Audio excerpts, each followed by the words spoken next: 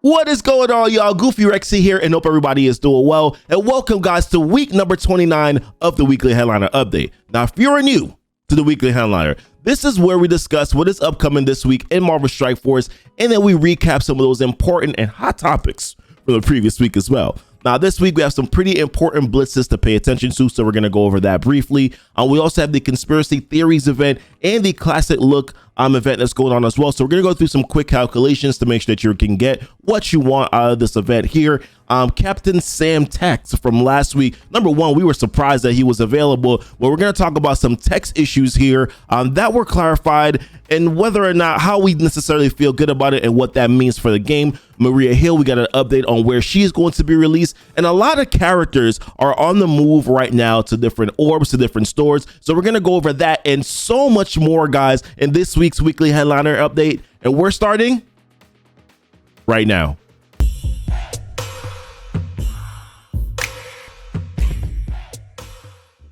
All right, welcome back, guys, and of course, if it's your first time coming to the channel here and you would like to see some more Marvel Strike Force content, then consider hitting that subscribe button.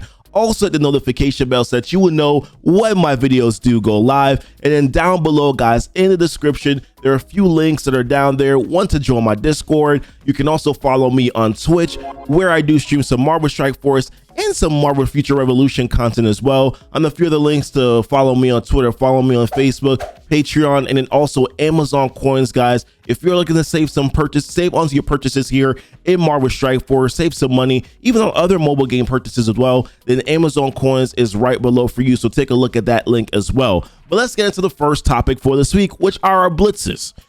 And I'm happy that we actually do have some good characters to blitz for. I'm not necessarily happy about blitzing in general. I don't like setting timers and stuff like that, but at least the characters that are available this week are characters that are worthy of blitzing for. Longshot, which is going to be the first blitz for tonight. Obviously, we know the importance of him already. If you're looking to ever get Adam Warlock, then this is, you're going to need Longshot and I'm going to be able to do so.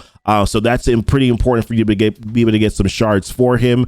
Also, he's a good character as well. Him and Shatterstar work quite well together. So getting some shards for Longshot is important. The blitz that we have on Thursday is going to be for Nebula, which I think is probably going to be a more important blitz. Maybe not so much for later game players. A lot of later game players will already have Nebula at 7 stars, or players who've been playing since launch will probably already have Nebula at 7 stars. I myself, I don't have her at 7 stars. As you can see, I'm about halfway to being able to get her to 7 stars. So this is going to be a blitz that I'm going to pay attention to quite a bit. I don't know if I'm going to be setting timers, as I said, but maybe do about 4 or 5 rotations a day to try to get some good shards for her here. But I think that this is probably going to be a little bit more important for earlier mid-game players that didn't necessarily ever focus on getting some shards for Nebula. So I definitely do think that that's probably the direction that we're going to go in. Now, I had to go back to the archives, man, to try to find some numbers on a good comp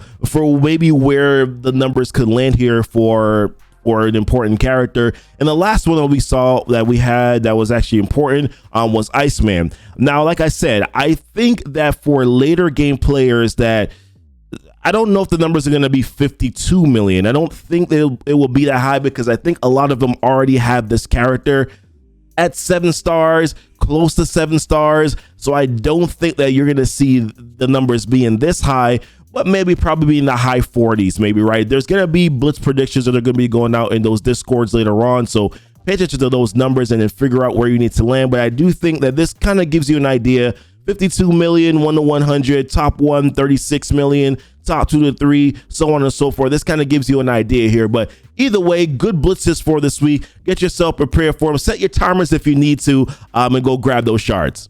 All right, and this week we have the Magneto Legendary event that's going to be returning. Now, this event is going to be a Tuesday Legendary event, not a regular Monday Legendary event. So just in case you're looking for it on Monday night, this is going to be on Tuesday. Now, I still think Magneto is a pretty important character in this game. I use him every single war. There's always some matchup that I could use the BH 2.0 team again. So definitely think that he's still a very valuable character to grab. As a matter of fact, that BH 2.0 team on defense with Doom is a problem. It is an absolute problem. I know there's a counter to it, right? There's like Rhino, you throw Rhino in there, and if they do get blinded, then you're able to take off the blinds with Rhino, because he goes into like a rage monster when he gets blinded. But I mean, yeah, still either way, you still have to use a specific counter against that Doom Magneto team. And like I said, I think that there's still a very good War Offense team. There's always some matchup that I can find for them. But either way, congratulations to those who are going to be getting Magneto. And keep in mind, this is going to be a Tuesday legendary event, not a Monday legendary event.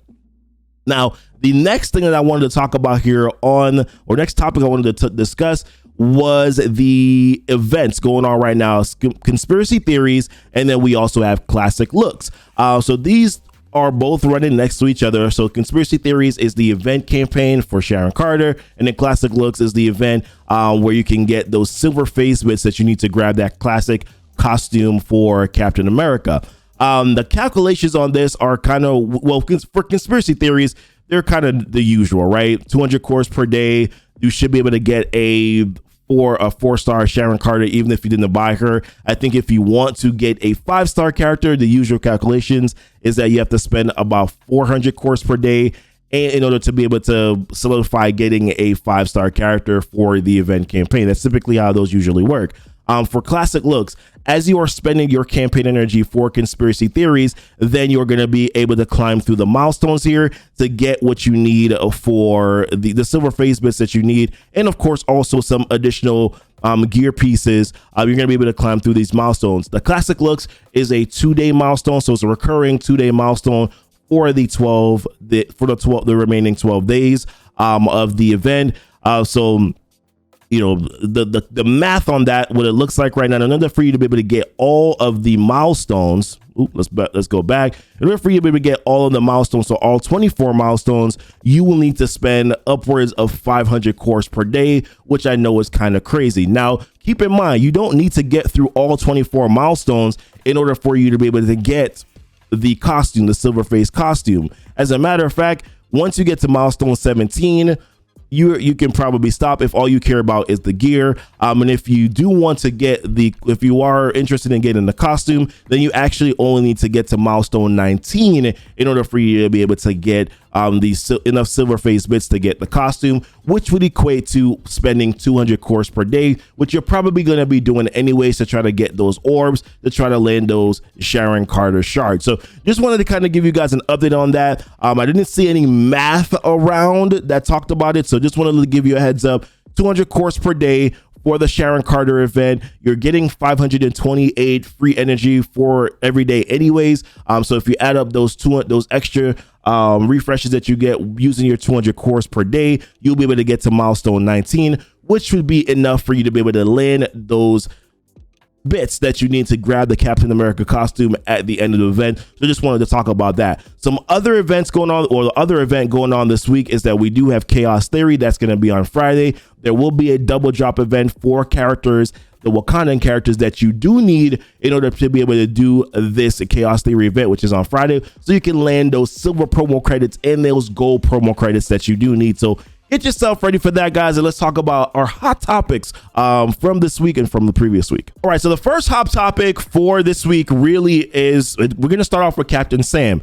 First of all, we were not expecting Captain Sam to be released last week. That was a little bit of a shocker. There was really kind of no build up to it, right? There was absolutely no build up whatsoever. I think we got information that where Captain Sam was going to be released. We knew that was going to be in the Strike Pass, but we definitely did not expect for his offers to be released last week. That was sort of a little bit of a shocker.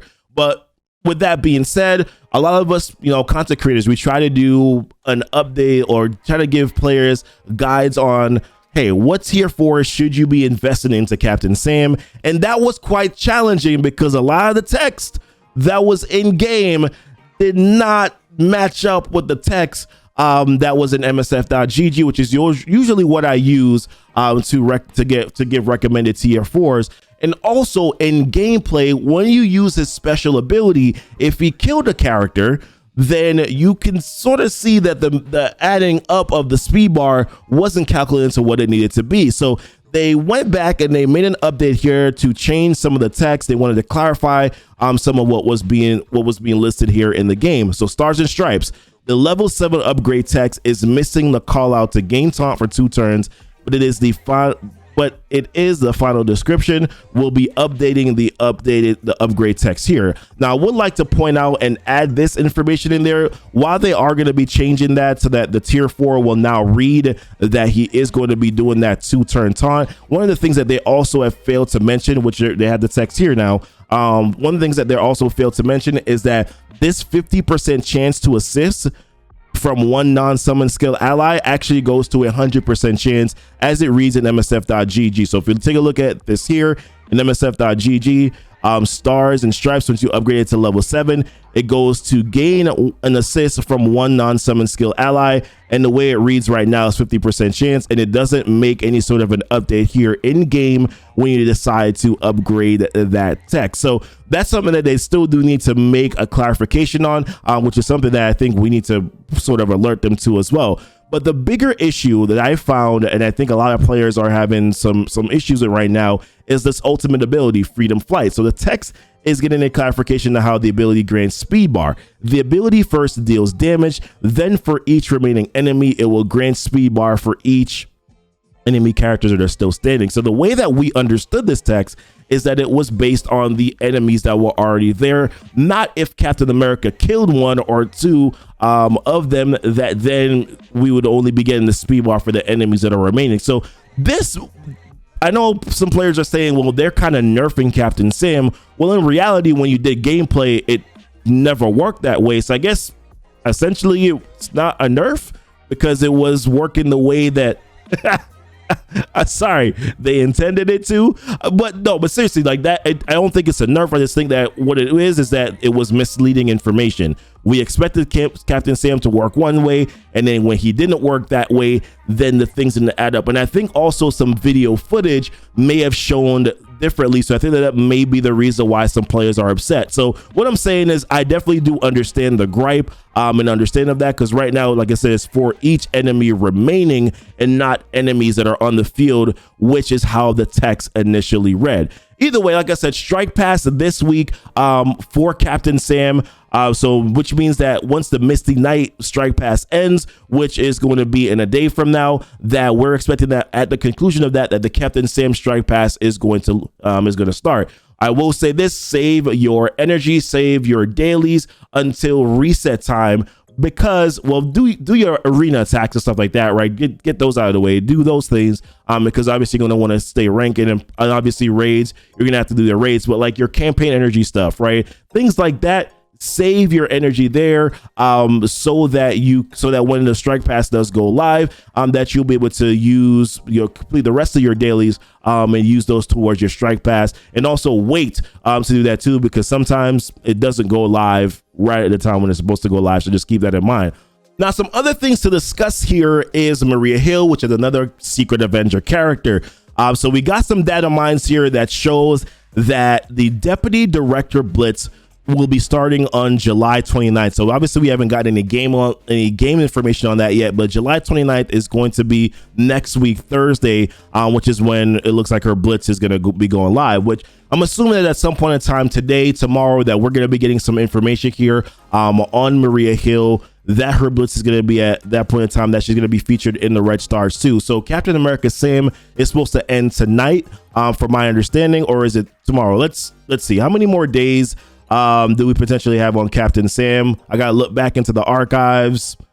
Either way, it's ending soon. I'm not gonna go peruse and search for it right now, but it's gonna be ending soon, which means that there's a potential chance that this week we may get those boosted Red Star drop rates for Maria Hill, and we have such a plethora of Red Star orbs available so that we can go ahead and open them up for Maria Hill. Obviously, I'm being facetious.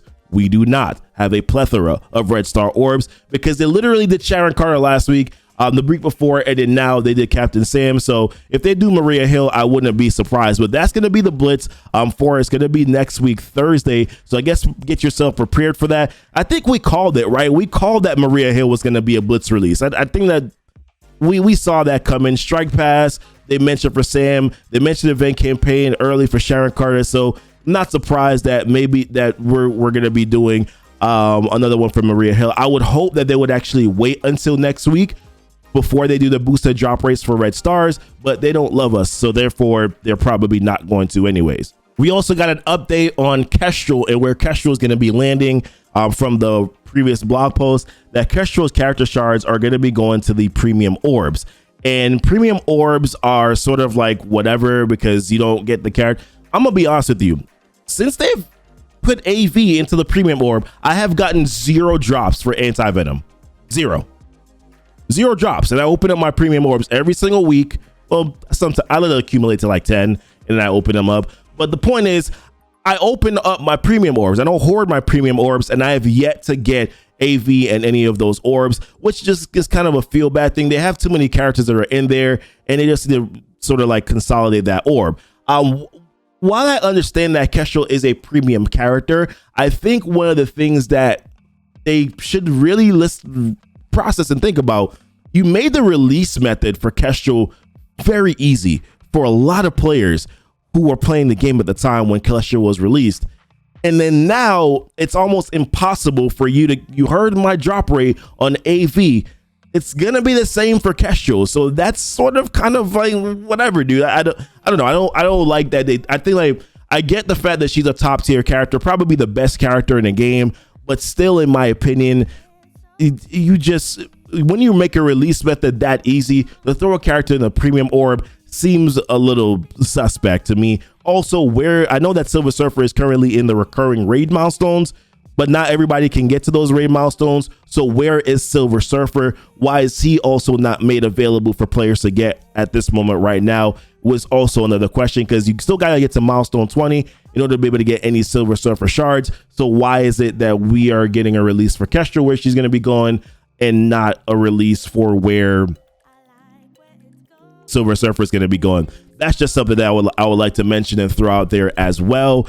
But yeah, that's going to be happening, which means that Cull Obsidian, there's a data mine that said that Cull Obsidian is going to be removed from the premium orb, and he's then going to be going to the war store.